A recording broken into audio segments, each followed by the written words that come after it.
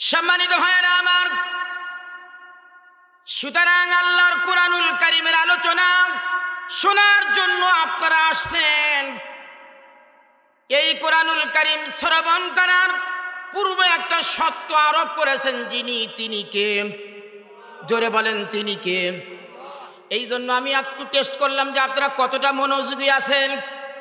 কারণ মন যদি থাকে বাজারে, মন যদি থাকে বাড়িতে, আর এখানে বসে থাকেন, তাহলে ওই আলোচনায় আমার আপনার জীবনের কোনো পরিবর্তন আনবে না, কোনো উপকার আসবে না। এই জন্য এই কোরআনের মালিক যিনি, ওই আল্লাহ পাক কোরআনুল কারীম শোনার পূর্ব শর্ত আরোপ করেছেন যে পৃথিবীর মানুষ যদি কোরআনুল কারীম শুনতে চাও, তাহলে তোমাদের দুইটা শর্ত মেনে কোরআনুল কারীম শোনা লাগবে। জোরে বলেন সুবহানাল্লাহ। কি সেই দুটি শর্ত?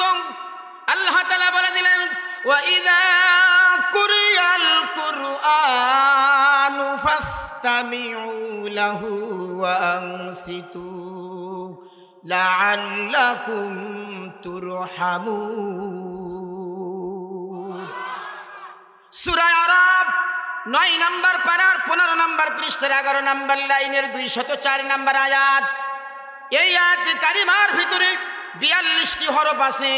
42 10 দিয়ে গুণ দেওয়া হয়, তাহলে 42 দশকে 420।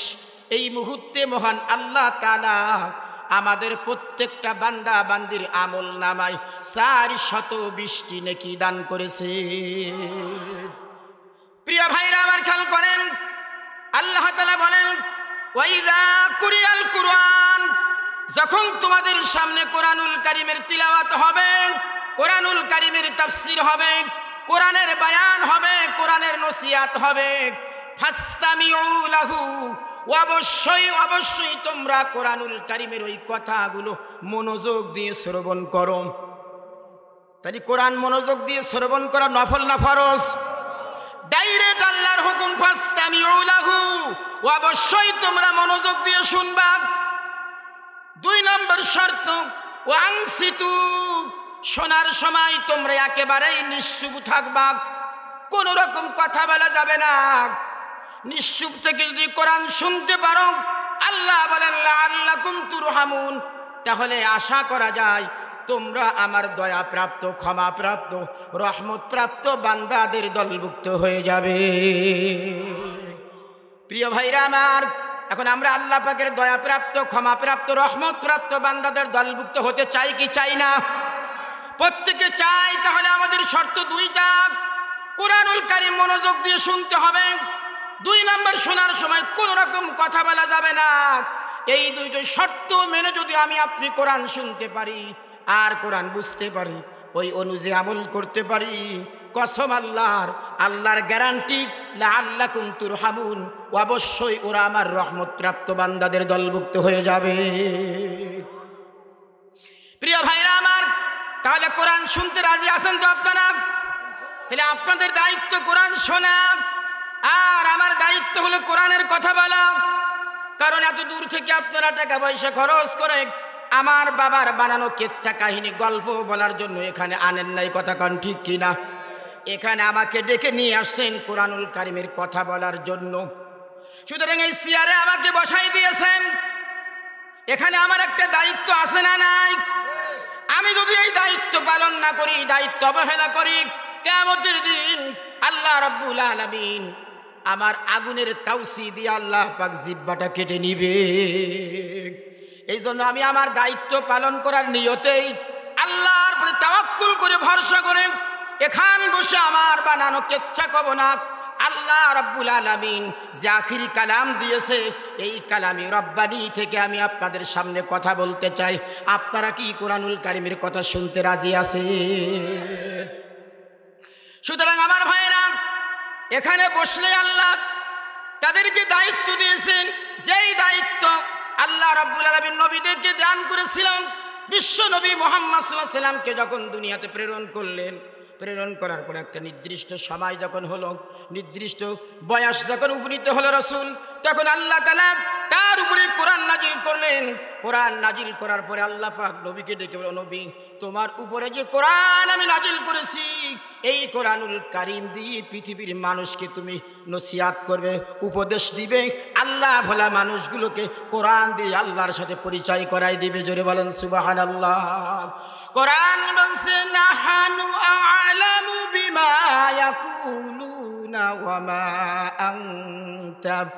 ওয়ামা আনতা আলাইহিম বিজাব্বার ফাযাক্কির বিল কুরআনি মান ইয়াখাফু ওয়াঈদ। সূরাতুল কাফ 26 নম্বর পারার 19 নম্বর পৃষ্ঠার 10 নম্বর লাইনের 45 নম্বর আয়াত। এই আয়াতে কারিমার ভিতরে 52টি হরফ আছে। 52 এর 10 গুণ দেওয়া হয় তাহলে 52 দশকে 520। এই মুহূর্তে মহান আল্লাহ তাআলা আমাদের প্রত্যেকটা বান্দা বান্দির আমল নামায় 520টি নেকি দান করেছে। খেয়াল করে আল্লাহ বলেন, নবীকে উদ্দেশ্য করে আল্লাহ বলেন, নবী তোমার উপরে যে দায়িত্ব আমি অর্পণ করলাম, কিয়ামত পর্যন্ত তোমার উত্তরসূরি যারা হবে, মানুষদেরকে যারা দ্বীনের দিকে ডাকবে, তাদের দায়িত্ব হলো ফাযাক্কির বিল কোরআন, তারা যেন অবশ্যই আমি যে কোরআন দিয়েছি কোরআন দিয়ে উপদেশ দেয়। জোরে বলেন সুবহানাল্লাহ। সুতরাং কোরআন দিয়ে উপদেশ দেওয়া দায়িত্ব রসুলের পরে যেমন ছিল ফরজ, কিয়ামত পর্যন্ত রসুলের উত্তরসূরি পৃথিবীতে যারা থাকবে তাদের দাওয়াত হবে কোরআন দিয়ে। কথা বলেন ঠিক কিনা? এজন্য আমরা কোরআন দিয়ে ডাকবো। প্রসঙ্গে যে কথাগুলো আছে কোরআনের সাথে বাস্তবতার সাথে মিল করে কথাগুলো আমাদেরকে বলতে হবে। কথা বলেন ঠিক কিনা? সুতরাং আজকেও কোরআন থেকে আর হাদিস থেকে, বিশ্বনবীর জীবনী থেকে আর আমাদের বর্তমান সমাজের বাস্তবতার সাথে মিলাইয়া আমাদের কথা শোনা লাগবে। কথা কন ঠিক কিনা? সুতরাং এই কোরআনুল কারীমের কথা যখন বলা হবে তখন কিছু মানুষের কষ্ট হবে। কি হবে কি হবে না? অতীতে হয়েছিল, বর্তমান হচ্ছে, ভবিষ্যতেও হবে। কিন্তু যতই কষ্ট হোক কোরআনুল কারীমের কথা আমাদের বলতেই হবে আর আপনাদের শুনতেই হবে। ঠিক কিনা? এখানে কোনো ছাড় আছে? কোনো ছাড় দেওয়ার সুযোগ নাই। আল্লাহ পাক পরিবেশ সৃষ্টি করে দিয়েছেন। কারণ আমার ভাইরা, আল্লাহ রাব্বুল আলামিন যদি আগস্টের 5 তারিখে আমাদের বিজয় না দিত, আজকের এই দিনে এখানে আমার মতন বক্তার আসে কথা বলার সুযোগ হতো না। কথা কন ঠিক কিনা? দীর্ঘ 9টা বছর পর্যন্ত ওই দুশ্চরিত্র বিনা ভোটে পাশ করা ওই জারসন্ত চেয়ারম্যান যেমন নিষিদ্ধ করে আমার গায়ে হাত উঠাইয়া মার খেয়ে দিয়ে এখানে আমাকে কোরআনের কথা বলতে নিষেধ করেছিল, ওই গোষ্ঠী ওই জালেম যদি থাকতো আজকেও এখানে আমাকে কথা বলার সুযোগ হতো না। কথা কন ঠিক কিনা? কথা বলেন ঠিক কিনা? কিন্তু পরিবেশ করে দিয়েছেন কে? জোরে বলেন, কে পরিবেশ করে দিয়েছে? সেই শক্তি আল্লাহর আছে না নাই? আল্লাহর ধরা বড় শক্ত ধরা। ইন্না বাদশা রাব্বিকা লাশাদীদ। আমার প্রভুর ধরা বড় শক্ত ধরা, আমার আল্লাহর পাকড়াও বড় শক্ত পাকড়াও। কথা বলেন ঠিক কিনা? আমার আল্লাহ তাআলা যাকে তাকে ধরে না, কিন্তু যাকে ধরে জনমের ধরা ধরে। কথা কন ঠিক কিনা? আল্লাহ অতীতে ধরেছিল আদ জাতিকে, সামুদ জাতিকে, নমরুদকে, ফেরাউনকে, কওমে লূতকে, আবু জাহেলকে, আবু লাহাবকে, উতবাকে, শাইবাকে। আর এবার ধরেছে বাংলাদেশের 90 নমরুদ, 90 ফেরাউন, 90 আবু জেহেল। মানুষ রূপে এক ইতর, মানুষ রূপে এক জানোয়ার, মানুষ রূপে এক হায়েনা। এই পৃথিবীর নিকৃষ্টতম স্বৈর শাসক, নিকৃষ্টতম নাম স্বৈরাচার হাসিনা। কথা কন ঠিক কিনা? এমন ধরা ধরেছে জিনিসপত্র নিয়ে পালানোর চেষ্টা সুযোগ পাই নাই। জিনিসপত্র ফেলে রেখে সাজানো গুছানো সংসার ফেলে পালাই যেতে হয়েছে। কথা কন ঠিক কিনা? আল্লাহ পাকের ধরা বড় কঠিন ধরা। প্রিয় ভাইরা আমার, সুতরাং ওই আল্লাহ রাব্বুল আলামিনের কোরআনুল কারীমের কথাগুলো আমাকে আপনাকে মনোযোগ দিয়ে শুনতে হবে। মন খারাপ করা যাবে না, কারণ কোরআন আসছে আমার আপনার জীবনের পরিবর্তন করার জন্য। কথা বলেন ঠিক কিনা? ওয়ায়ুযাক্কিহিম, আল্লাহ বলেন কোরআনুল কারীম আসছে মানুষের ভাগ্য পরিবর্তন করার জন্য, জীবন পরিশুদ্ধ করার জন্য। আমাদের জীবনের হাজারো রকম ভুল আছে। চলতে গেলে ভুল হয়, কথা বলতে গেলে ভুল হয়, সিদ্ধান্ত নিতে গেলে ভুল হয়। এই ভুলগুলো ধরিয়ে দেওয়ার জন্য কোরআন আসছে।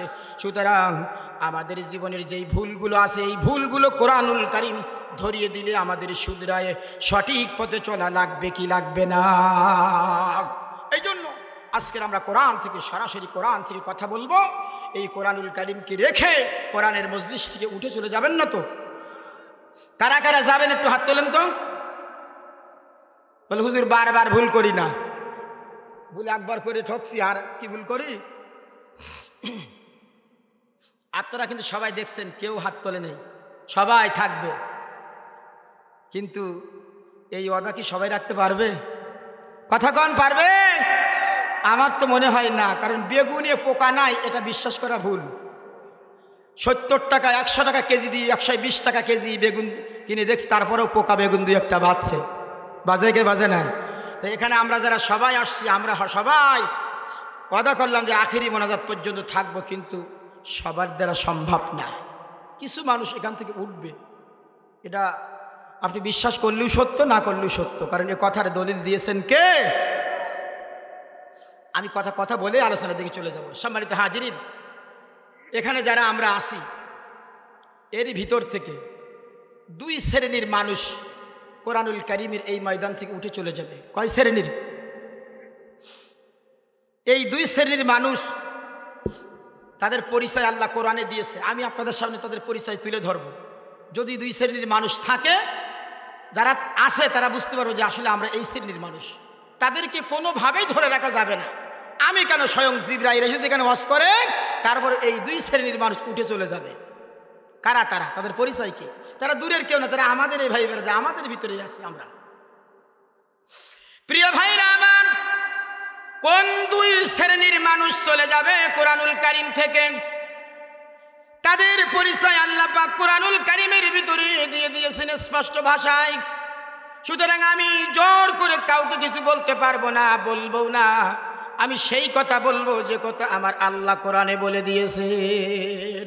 এবার কারা চলে যাবে কোরআন থেকে দলিল নেন। আল্লাহ বলছেন, ওয়ামান আযলামু মিম্মান যুক্কিরা বিআয়াতি রাব্বিহি সুম্মা আ'রাদা আনহা ইন্না মিনাল মুজরিমিনা মুনতাকিমুন।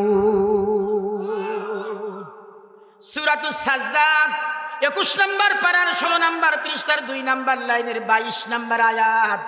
এই আয়াতে কারিমার ভিতরে 44টি হরফ আছে।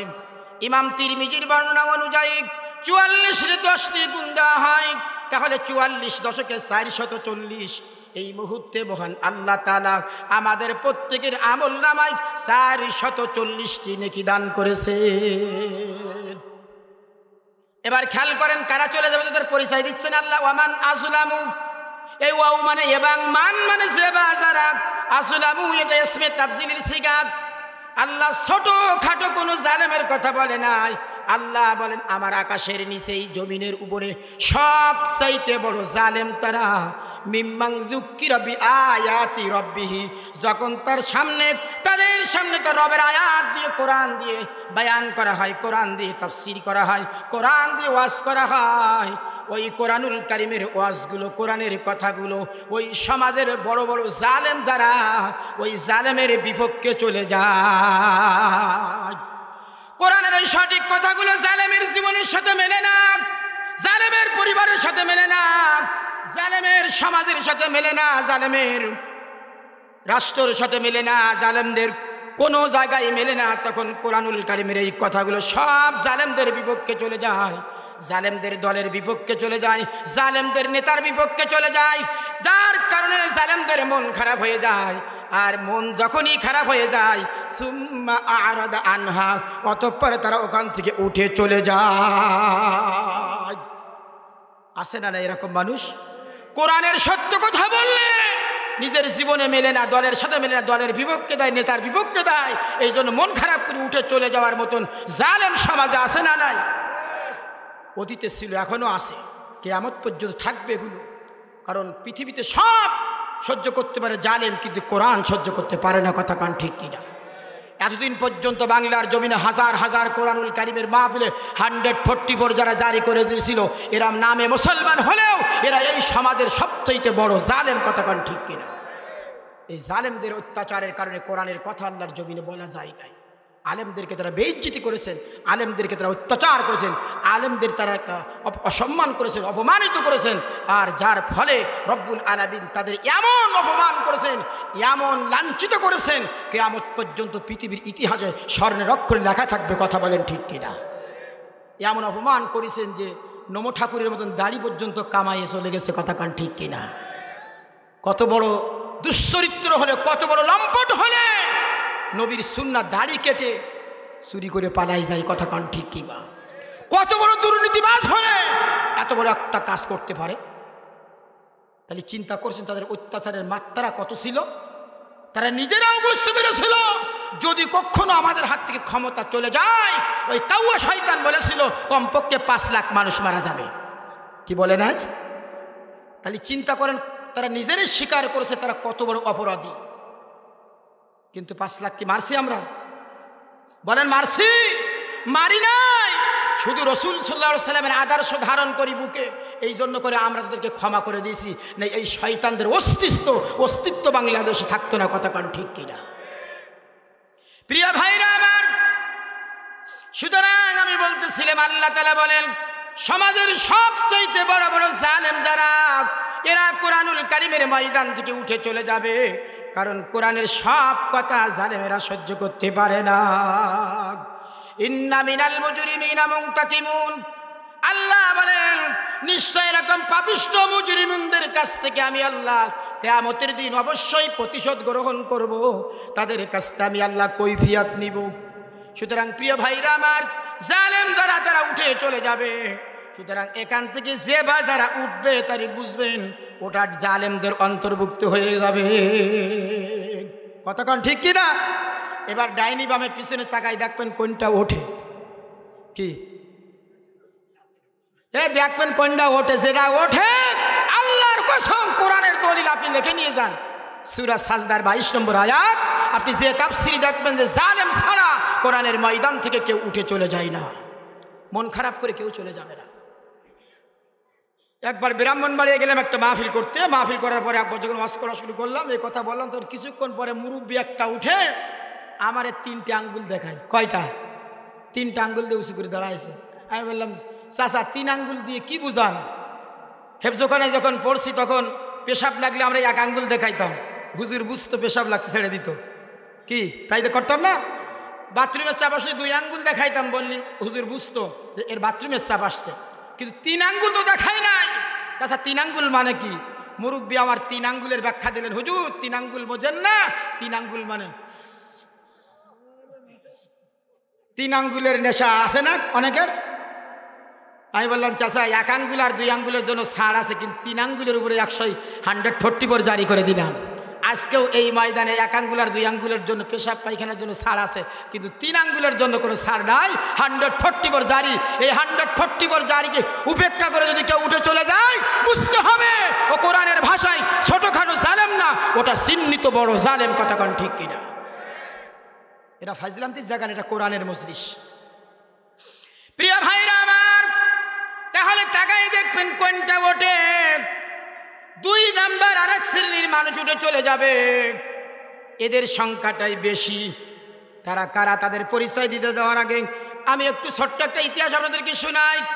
আজ থেকে 1500 বছর আগে বিশ্বনবী মুহাম্মদুর রাসূলুল্লাহ সাল্লাল্লাহু আলাইহি ওয়াসাল্লাম মক্কাতুল মুকাররমাতে আবু কুবাইস পর্বতের পাদদেশে, সাফা মারওয়া পাহাড়ের পাদদেশে, কাবার চত্বরে, আরবের বিভিন্ন জায়গায় রাসূল করিম সাল্লাল্লাহু আলাইহি ওয়াসাল্লাম এরকম কোরআনুল কারীম তেলাওয়াত করে কোরআনের দাস দেন, কোরআন শোনাইতেন মানুষদেরকে।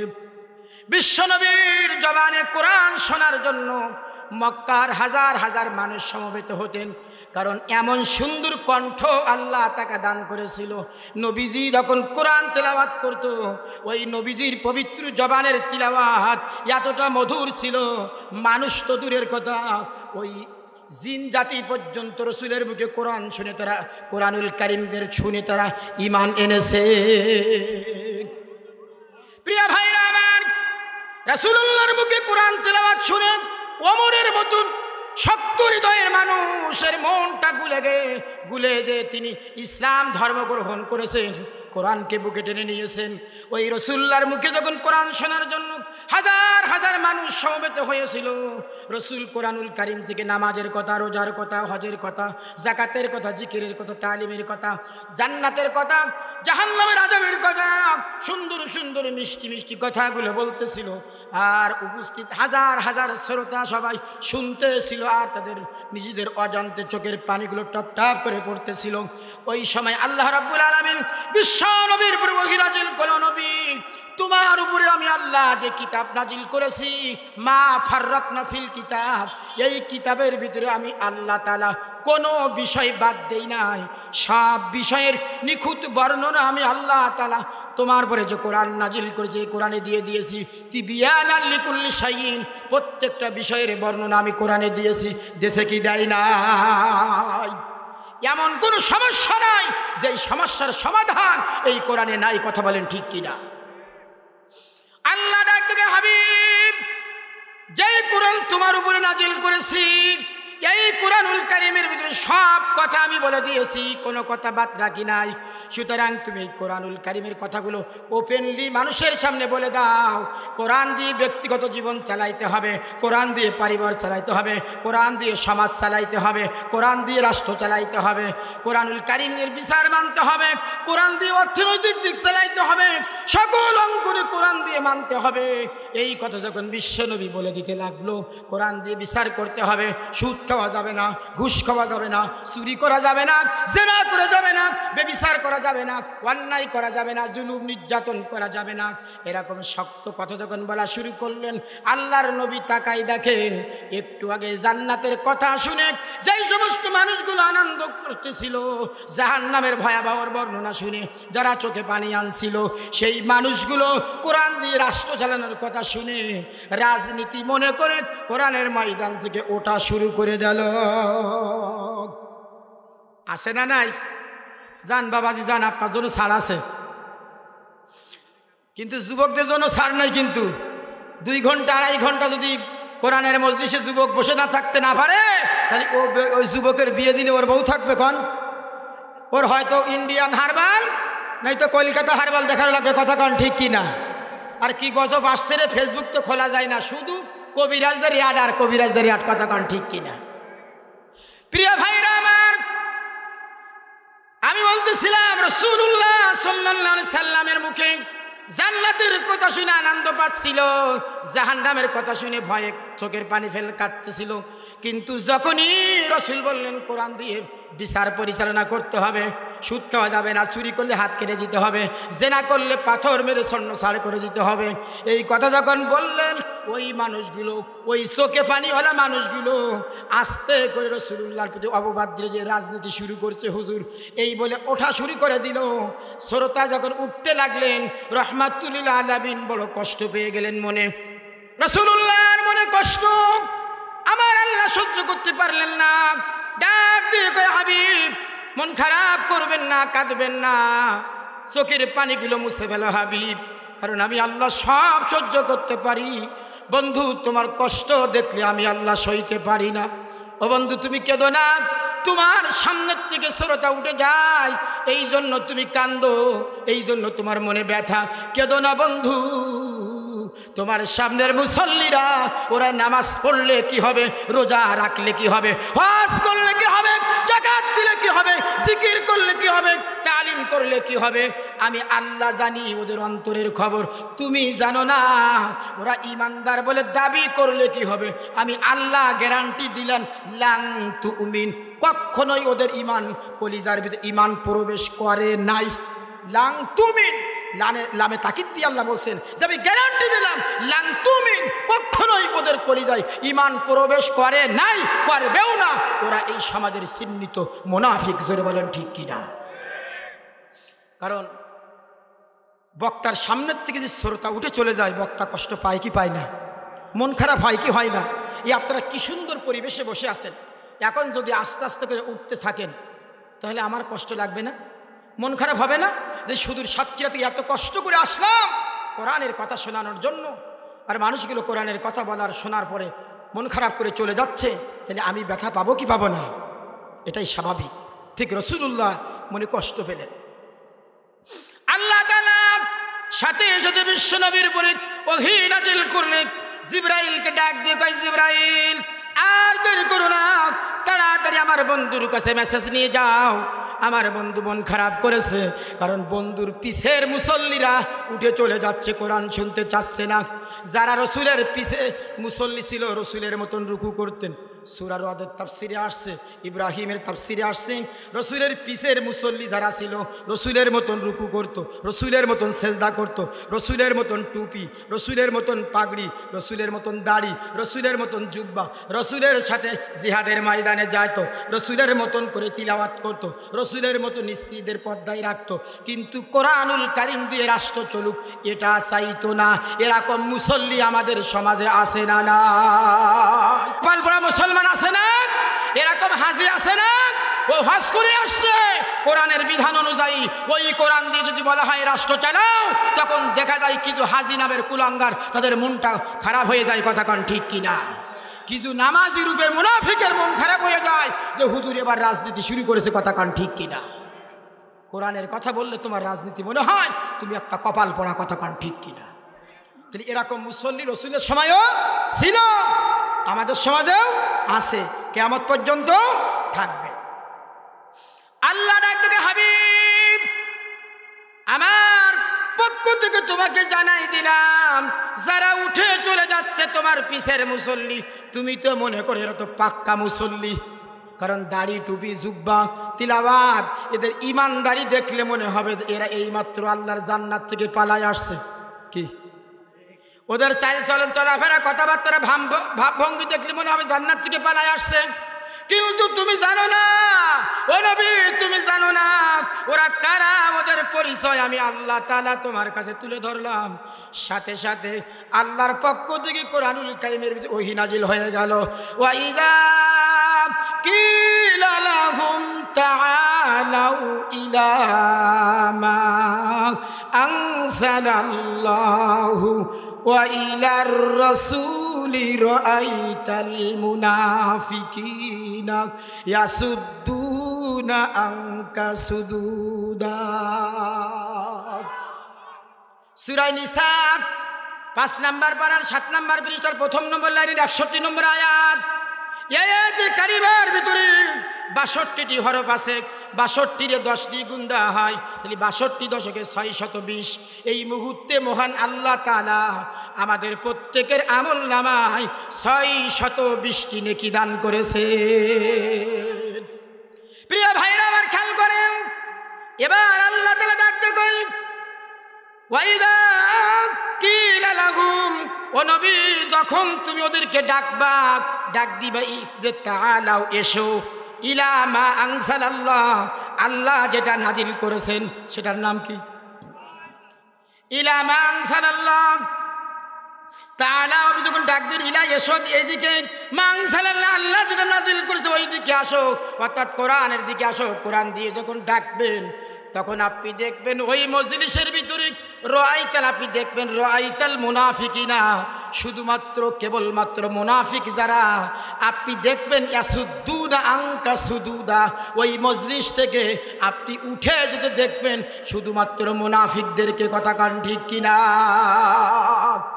ডাইরেক্ট কোরআনের কথা আল্লাহ বলছেন, আপনি দেখবেন রাআইতাল মুনাফিকিনা ইয়াসুদ্দুনা আনকা সুদুদা, ওই মজলিস থেকে শুধুমাত্র যারা মুনাফিক তারা উঠে চলে যাবে। এ কথা কার?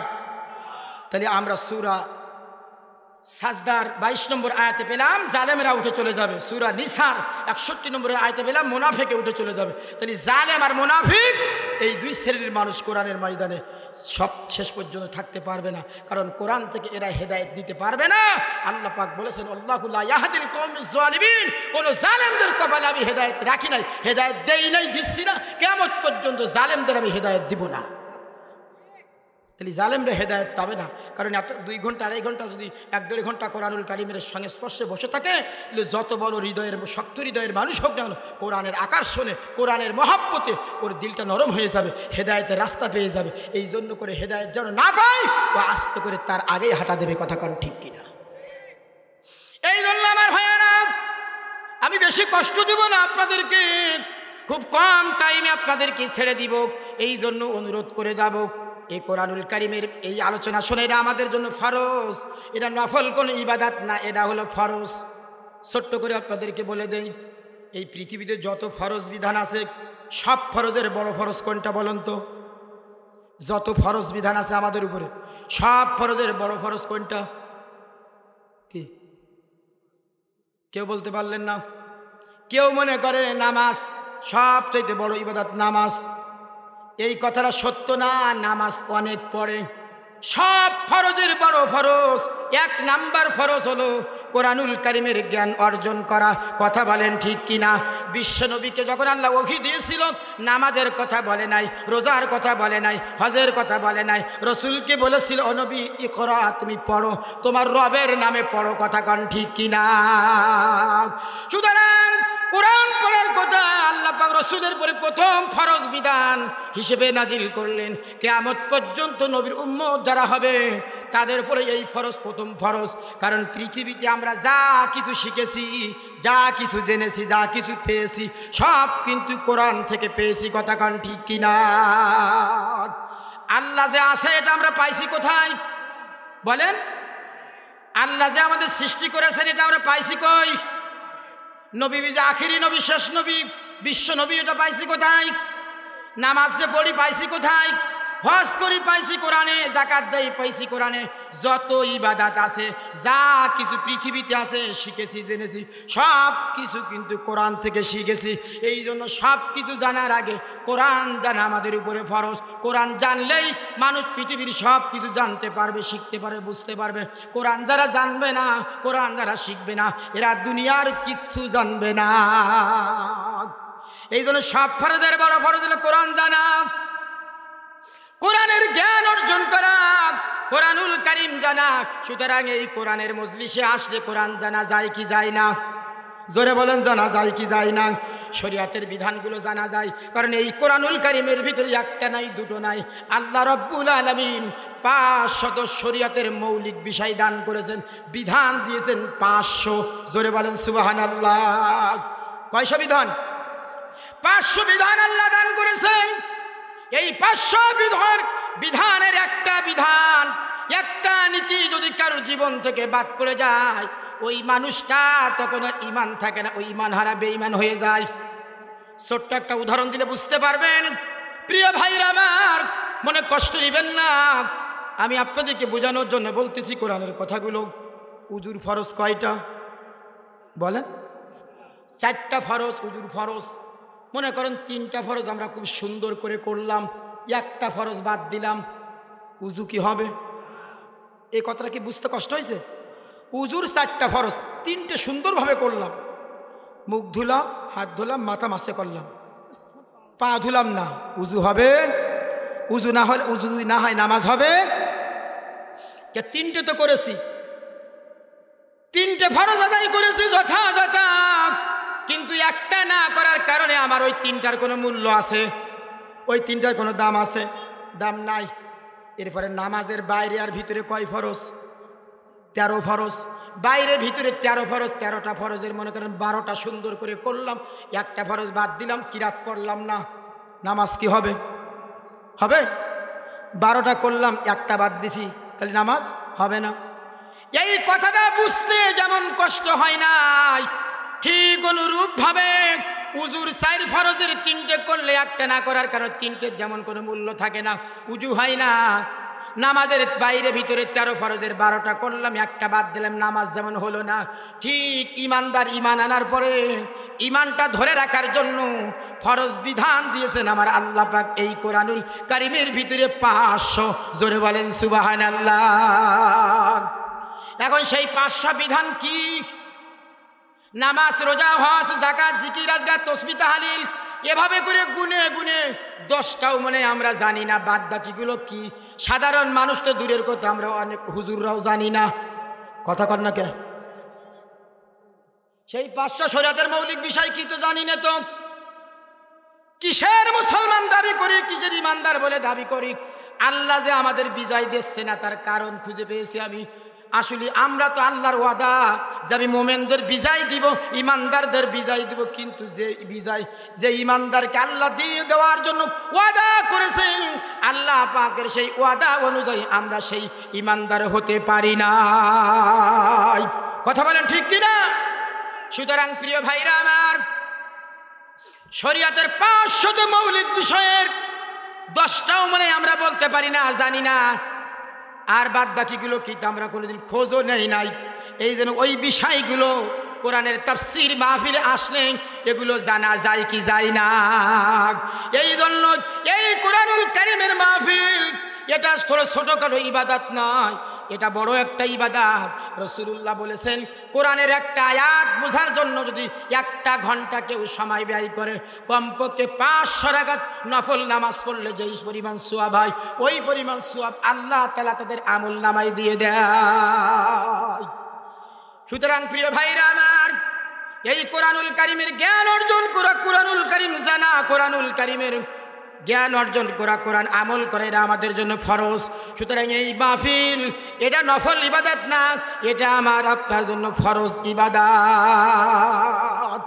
তাও সব ছোটখাটো না, সবচেয়ে বড় ইবাদত। এখানে আসলে ইসলাম জানা যায়, কোরআন জানা যায়, আল্লাহকে চিনা যায়, জান্নাতের রাস্তা চেনা যায়। কথা কোন ঠিক কিনা? প্রিয় ভাইরা আমার, সেই 500 শরীয়তের মৌলিক বিষয় আমাদের জীবন থেকে বাদ পড়ে যাচ্ছে। এই জন্য আমরা নামাজ, রোজা, হজ, যাকাত, জিকির, আজগার এই যে কয়টা করতেছি, এই কয়টা করে আল্লাহ পাকের দরবারে মোমেন হিসেবে আমরা উঠতে পারবো না। মোমেন হওয়ার জন্য শরীয়তের এই 500 বিধান আমাকে আগে জানা লাগবে।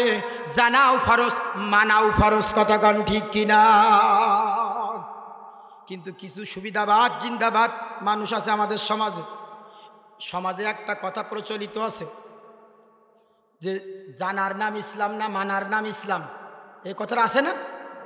দেখবেন সমাজে প্রচলিত আছে যে জানার নাম ইসলাম না, মানার নাম ইসলাম। এটা ডাহামিথ্যা কথা, কোরআন বিরোধী কথা, হাদিস বিরোধী কথা। বুখারী শরীফ 2 খণ্ড কিতাবুল মাগাজিতে আসছে যে আমল করার পূর্ব শর্ত আগে জানতে হবে, তারপর আবার আমল করতে হবে। আগে জানা, তারপরে মানা। কথা কোন ঠিক কিনা? আমি যদি নাই জানি তাহলে আমি মানবোটা কি? ঠিক কিনা?